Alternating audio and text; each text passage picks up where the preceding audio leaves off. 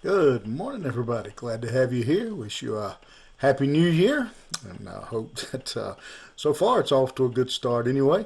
And if you want to follow along this morning, we will be back in the 12th chapter of the book of Genesis.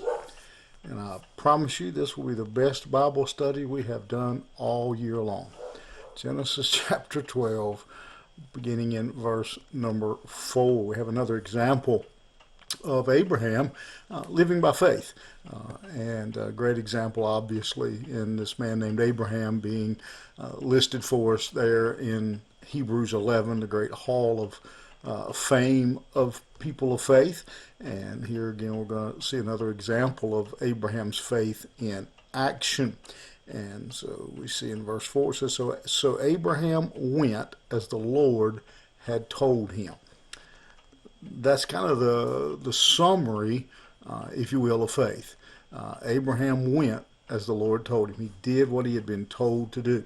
Even when he didn't understand, when he didn't know exactly what God was leading him to do, where he was leading him to go, he went as God had told him.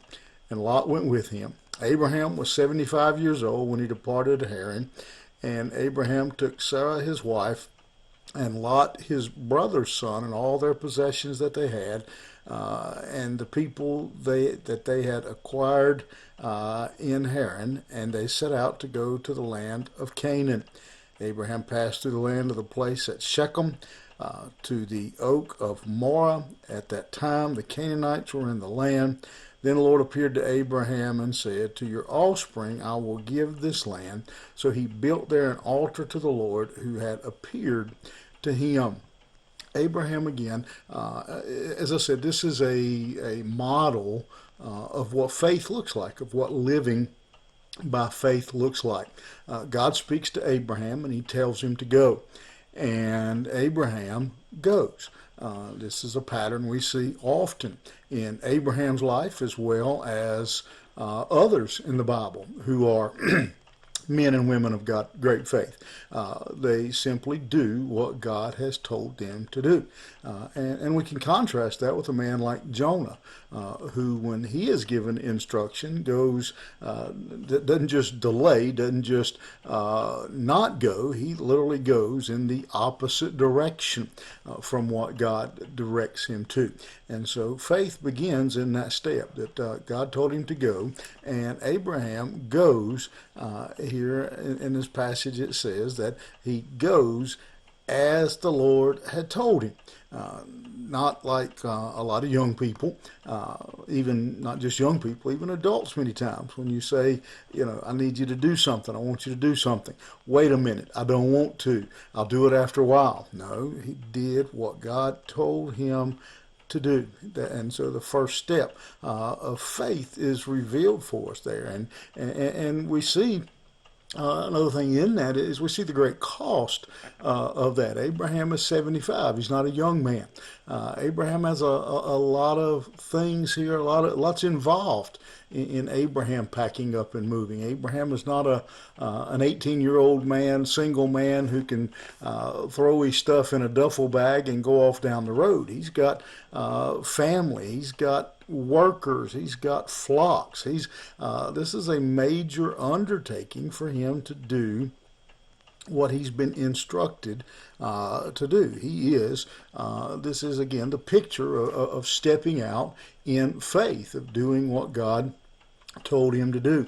It says he arrives eventually at the oak of Moreh, which was in all likelihood, as it tells us, this is going to Canaan, the land of the Canaanites. It was probably a place of worship, probably where the Canaanites had their center, their temple, whatever it may have been, as a center of their pagan worship. And when he arrives there, he is told, I'm going to give you this land. And at this point, God tells Abraham to go. Abraham goes. Now, when Abraham gets there, when he gets to that place, and in verse 1, if you remember, he told him, go from your country, go from your home, go from the place you know, and go there. And so Abraham in verse 6, it gets there, he goes to this place, and he gets to the oak of Moreh, and at a time the Canaanites were in the land. So again, we see more problems for Abraham's faith. All that went on to get him to here, now he gets here, and he's in a land filled with Canaanites. And at that point, then God says to him, to your offspring, I'll give this land. God didn't tell Abraham back before he left home, I'm sending you to a new place and I'm going to give your descendants the land. He just told him to go. Then once he got that far, then God gave him the rest of the story. He gave him the rest of the plan. And that's a pattern we see revealed throughout Scripture, is that, that obedience leads to blessing, leads to obedience, leads to blessing, leads to more information, leads to further direction. That obedience doesn't just get the blessing of God, but it also gets more explanation, more direction from God, more purpose, more leadership is revealed to him.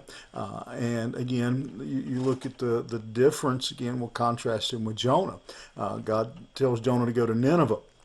And instead, Nineveh goes to, Jonah gets on the ship and goes to Tarshish. Well, you read there and you'll notice that the whole time that Jonah is fleeing, God doesn't speak to him. We don't see anything recorded where God tells him anything else. God told him to go to Nineveh. Until Jonah gets to Nineveh, God doesn't have anything else to say. He doesn't have any more direction. He doesn't even say, hey, I told you to go to Nineveh. Abraham, he was obedient. Once he got to that place, then God gave him more direction, and we'll see that pattern repeat as obedience leads to clarity, leads to further instruction. Many of us, we want God to give us the whole plan. I heard Frederick Douglass Haynes III many years ago talking about faith, and he said said his grandma taught him that faith was stepping out where there was nothing, believing that there will be something before your foot hits the ground. That's what Abraham demonstrates to us here, is what real faith looks like. It's being obedient even when we don't have the whole story. You have a great day. Hope your New Year's off to a great start, and we will see you here tomorrow morning.